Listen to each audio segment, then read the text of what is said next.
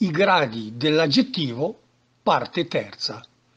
Vediamo ora il comparativo, che come abbiamo visto può essere di uguaglianza, di maggioranza o di minoranza.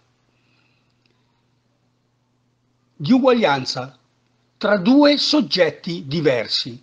In questo caso prendiamo i due soggetti mi e ti e avremo quindi mi sun fürb come ti, mi sun fürb compagn de ti, mi sun fürb ne più ne men de ti, mi sun fürb istes de ti, mi sun fürb tanto quanto ti, mi sun fürb tanto fürb che ti.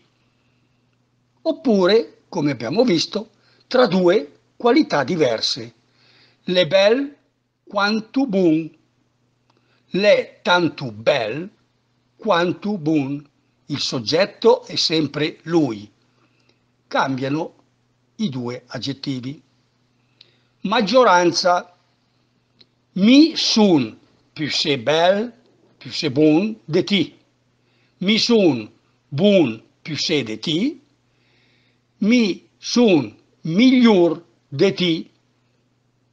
Fra due qualità diverse, l'è più se stupid che bel, oppure l'è ignorant più se che cattiv. Minoranza.